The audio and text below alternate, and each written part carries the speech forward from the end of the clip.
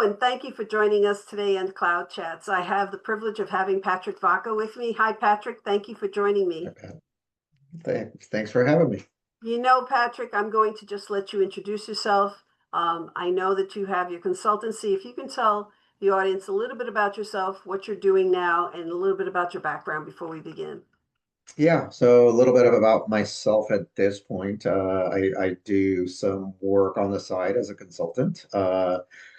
Spent a lot of time working with individuals, leaders at different levels.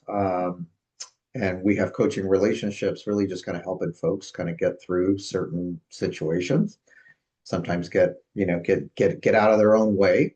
My day job is working with Mecklenburg County government. I have a team of 6 consultants that I manage there, and it's our responsibility to really make and keep the organization healthy. And that is by way of coaching, consulting, looking at human interaction, team dynamics, that sort of stuff. It keeps us busy over there. It means Background you have a lot wise, of emotional intelligence at the county, right? we spend a lot of time in this space. It benefits everybody. I know that you're an expert in the emotional intelligence space, so I'm going to ask you a couple of questions about that because Sure.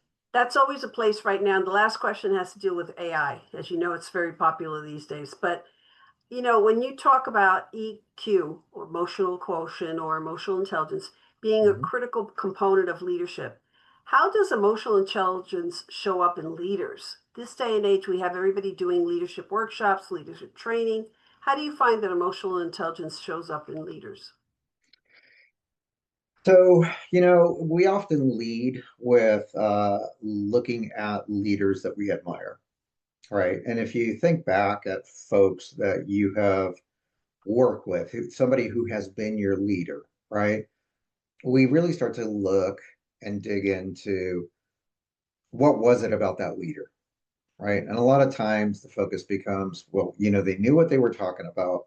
Uh, but more importantly, it's they listened to me. They gave me the space to do my work, right? They didn't micromanage me. They fostered growth in me. Um, how does emotional intelligence show up? That's how it shows up. It's Mm. the folks, it's the executives, it's the leaders that have a strong level of emotional intelligence that create that space for their employees. The listening, the understanding, the taking the time to foster growth and development. That's how it shows up in the workspace from a leadership standpoint. Now, from a an employee standpoint, your ability to interact with other human beings is critical. Um, this day and age, I believe it's 80% of the top performers have a high level of emotional intelligence. And that's what differentiates the best of the best. It just shows up in the way that you engage people. It shows up in the way that you present. It shows up in the way that you manage your stress. And the list goes on. You talk about stress and everything like that. That's kind of self control. What is important to practice self awareness in the everyday life? We have a world that we're living in that there's certain things that we can control and certain things we can't. But self awareness is something we can. How can we practice self awareness in our everyday life? So the first order of business is understanding that we have no control over anything that happens, right? We're driving into work. We can't control the traffic. We can't control whether we spill coffee on ourselves. Like there's just things that happen, right? What we're going to walk into during the day. And so, you know, it's so important to understand that the one thing that we do have control over is the way that we handle that, the way that we respond to the situation. Because we could have a miserable morning and walk into work, right? Or walk into any situation and we're going to be a different person. When you think about who we are as human beings, there's a lot that stresses us out. And if you think about how do you show up when you're stressed, Mhm. you're going to show up differently. I know personally, I get a little bit edgier when I'm stressed out. And so I'm a little shorter, right? When my fuse is a little bit shorter. And so I'll be snippy, right? Some people just shut off completely. And so understanding what's going on with you first and foremost is critical because recognizing, right, when you're stressed and then being able to kind of acknowledge, oh my gosh, I'm feeling a bit stressed about this. What do I need to do in order to kind of So what get are some myself? things can you do? What are some points that you can do? Honestly, the biggest thing is breathing. It sounds so simple, but when other people are getting frantic, it's easy for us to go, hey, take a deep breath, take a deep breath. Mhm. But we don't do it ourselves. In fact, as we're having this conversation, chances are that we're not taking a deep breath. We typically take very shallow breaths. And the thing about the breath is when you actually take a deep breath and you let it go, what it does is it calms your nervous system immediately. That's why breath work and that kind of stuff is now being a little bit more accepted in all kinds of spaces because it's free, it's available to you at all times. So breath is the first thing that I would say. Always use your breath. When you're feeling like you're being triggered, take a deep breath, right? Find some space where you can just shut off for a minute, take a deep breath, and recognize all these thoughts are just thoughts. Let them What do you go. think? What's your, when you say shut off also, what comes to mind? I've had people that say, put a pin on that and they walk away. Is that a mechanism as well? Well, that's the pause, Hmm. right? And the thing about it is, if you think about any situation, right, if you're being triggered and you want to say something that isn't necessarily the healthiest thing to say in that moment, yes, take a minute, right? Yeah. I need a timeout. Let me get my head together. So that in itself is okay. That's the pause. And the more that we practice it, the easier it becomes, right? It becomes part of who we are. So how do you But foster that? How do you know the triggers? Do you have to be self-aware of who you are? Do you know when you have to be so aware of your body? yes, I need to take a breath. I'm not breathing. I need to walk away. I'm about to blow up. right, In this right. day and age where we have too many people that are allowed to blow up, but That's right, it's right. not good manners supposedly, but not respectful. But it's also not good for the individual that's blowing up. Oh gosh, no. I mean, if you think about how we manifest our stress, right, and our anxiety and everything else, it manifests in our body, right? That's the reason why people have high blood pressure. That's why they get ulcers. That's why they have uh, tight muscle tightness, right, and headaches and all that stuff is because it manifests in the body. And so, um, to your point about does it take that awareness? It does.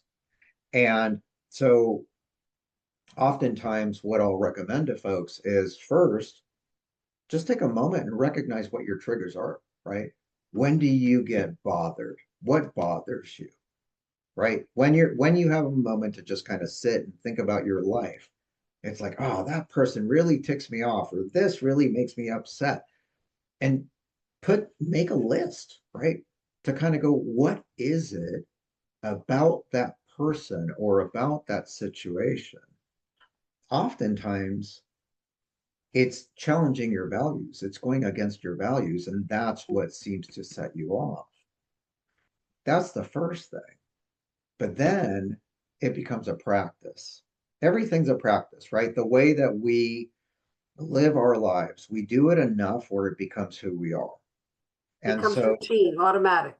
absolutely. I mean, we are creatures of habit. There is that is true, right? We are creatures of habit. The beauty of all of this, though, is that we can change our patterns, we can adjust our patterns. but it does take practice. And as with anything else that we're trying to change, it's going to feel awkward when you start and a little bit uncomfortable. But the more that you do it, the easier it becomes. And in fact, what it does is it actually changes your neural networking. Yeah. So that's why it Patrick, becomes easy. you talk about change. We do an assessment on emotional intelligence, as you know. Mhm. Do you feel that when somebody reads about their emotional intelligence, that'll change their perspective on how they react with other people? And they'll start saying, that is my trigger. I do need to work more on my self regulation. I have to press the button before I speak. It's like I think about it, it comes out of the mouth. Some people don't have self regulation at all. Do you think that Sure. that's a good thing if people take the assessment and they know their emotional intelligence quotient? Yes, there's a certain value to any sort of assessment, right? The question is this, are you willing to grow? Because some people might look at it and go, oh, yeah, yeah, yeah. Hey, that's funny. Yeah, that's me. But they don't do anything with it, Yeah, they put it right? aside. Put it aside. So to take advantage of recognizing, right, and really doing some deep, like self-reflection on who am I, what sets me off, right? Um, and then how do I respond to it, right? Or react. Oftentimes it's how do I react to it? Yeah. And then how can I take a step back and go, what can I do differently to respond to it? Right. And there's a lot to kind of understand with respect to our wiring, our what's going on in our brain. I mean, we are wired in a way that we pick up habits. It's a Yeah. shortcut because of so much, right? So much stimulation that goes on into our brains on a daily basis. So these shortcuts tend to become habits. When you drive to work, you don't think about driving to work. You just drive to work, Yeah. Yeah. right? When you're brushing your teeth. If you do something enough, it becomes part of you. And so it's understanding that if it's something that you don't necessarily like or it doesn't benefit you, to say, you know what? I don't want that. I'm going to try something different. And then it becomes, now I start to practice it. Well, there's a question I want to ask you. It says, what are some of the best ways to foster our emotional intelligence? You talk about practice and putting things into motion. So how can we foster emotional intelligence? What are some ways? A couple of ways. So one, like I've mentioned, right, is really assessing what your triggers are. That's a good one. Um, the other thing is asking for feedback, right? Asking people like, hey, when I'm trying to work on this stuff, where do Mhm. you see me showing up differently, right? From an outsider's lens, what stresses me out, and then how do I react? So it's part of this exploration um, at first, right? To kind of learn about yourself, right? So that is that's your first thing, right? Self-awareness, right? That's the first component of the four quadrants of emotional intelligence, self-awareness. And only when you become aware can you go into the next quadrant, which is self-management, right? I see what my emotions are doing. By the way, your emotions tell you, they feed you information. Okay. Mhm. So understanding that pride and joy and happiness, like nobody has a problem talking about when they're happy or right prideful, like they want to jump out of their skin. But then you have these so-called negative emotions, right? Anger, fear, sadness, disgust. And those also, some people will be like, oh, I don't want to deal with it. I don't want to talk about it, right? And what I often tell folks is emotions are just a human experience. And what they do is they inform you. And so the positive ones, the ones that make you feel good, tells you that there's actually something good happening in front of you. It's fueling you, right? It's fueling your soul, like something really good is happening. On the contrary, these negative emotions, they tell you something also. They tell you that there's something missing, Hmm. right? And so if you sit in that emotion, say it's an emotion of like sadness, to ask yourself, what do I need right now? What am I missing? What's lacking? It actually informs you. And so that's one of the challenges is helping people become friends with these emotions and not have to worry about them or stuff them or not even think about them. But emotions are telling you that there's something really, really good going on and it's fueling your soul, or there's something that's missing. Hmm. And if you sit in it and ask yourself, what do I need to ask for right now? What do I need that can actually help me get out of this feeling? It informs you. You know, we live in an age of, it's called the feeling economy. We feel everything, everything. I feel good, I feel bad, I feel this, I feel that. Um, Yeah. I want to switch gears now to AI because Mhm. there's emotional intelligence cannot be automated, or can it be? Is one question. Secondly, what is your opinion on the impact of AI on everyday life? Looking into workers' adaptation to these changes, how managers can change the nature of the job in light of AI developments and everything like that. So, do you have an opinion about AI and the lack of empathy that they're saying it doesn't have? So yes, I certainly do. So artificial intelligence, right, is just an algorithm.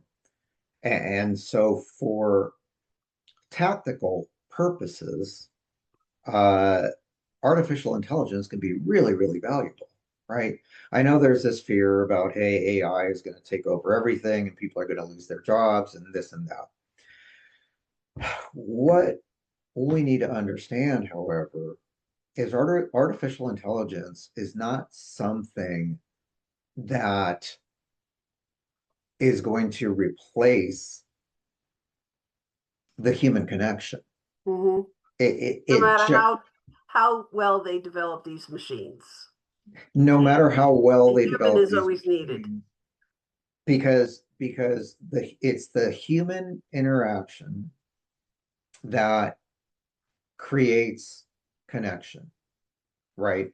And if you think about it from a leader perspective or from a team perspective, you have to have this connection.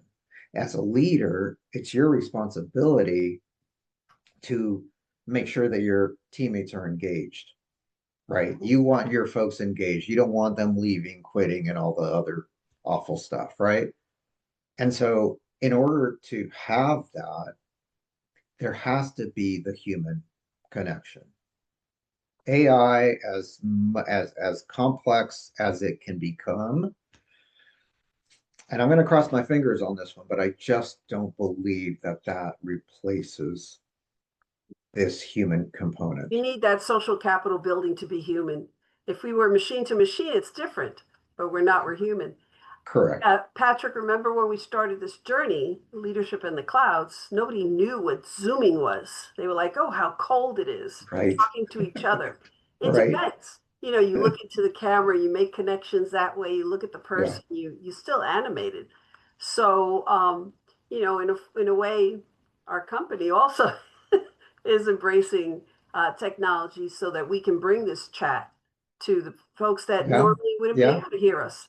Hmm. So as we close this chat here in Cloud Chats here, what's your perspective of how we're going to be? What are some tools that you can leave the audience with on developing emotional intelligence? I mean, you talked about knowing your triggers, doing an assessment, but if somebody just wants to begin to know, is it just diarizing where you are, what's happening in your daily life, what's your trigger? Is that a way of doing it? Um, so Just to there's recap. a there's a couple of things that I would also recommend, right? Is first of all, understanding the four quadrants of emotional intelligence. It's not rocket science. You can Google this, right? And it's really just self-awareness, self-management, okay? And then it is social awareness, right? So now that I know myself, now that I understand myself, and I'm managing my behaviors, now I can start to see other people in that same light.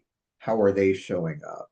And then the last quadrant is relationship management, which is So how do as I kind of, leaders, is it important to know these quadrants? If you're a it gives leader you, of a team? it gives you a good understanding of emotional intelligence and exactly what the value is, right? So I think that for anybody who's starting kind of down this path of like, what is emotional intelligence and why is it important, right? Um, that's the first thing that I would recommend. And there's all kinds of little assessments that you can do online, just like little free assessments and whatnot. Um, Keeping the open mind of I can actually be a better human being, a healthier human being is the other thing that I would say.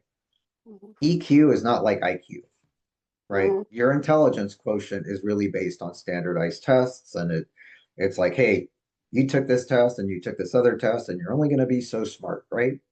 Right. Emotional intelligence is something that you can continuously work on. And what are those skills in order to do so? Like I said, it's kind of clumped into different quadrants, right? But the most important is that first one, self-awareness, because then you're recognizing how you're showing up to other people and what triggers you. And when you start to recognize that, then you can manage how you're showing up or how you're responding. Um, Tools wise, I think I've mentioned some of the big ones, right? Mhm. Uh, doing kind of a self-assessment of what are your triggers, what bugs you, who bugs you, why did they bug you, right? And how Sometimes it's does, just the characters that you have this communications. That's why we do the complete package of knowing your disc, your emotional intelligence, your yeah, stress management, and yeah, how do you show up? And just taking, because not everybody's one dimension. You're a multi-dimensional person, and not that is everybody's the correct. same. That is correct, right? And it's Patrick, learning that appreciation. um, I want to invite everybody to know that Patrick Vaca is one of our consultants on emotional intelligence. We at Leadership in the Clouds bring these classes to you. We have a 16-hour class that we do, and one of the courses that we have is emotional intelligence. Mhm. Patrick shows a really great little video. You can Google everything under the sun, but also we do emotional intelligence, but we give you the feedback that you need based on that assessment. How do you use the document? That information is just as good as someone teaching you what's the roadmap That's right. so that I Mhm. can use the best information. So thank you, Patrick, for joining us this evening. I want to thank you because I know you're a very busy person and you're Mhm. all over the place, as we all are. But one of the things is that when you show up, you show up. So I want to thank you for that. Thank you. I appreciate that. Thank you. And thank you all for joining us here on Cloud Chats. We'll see you soon. See you in the cloud.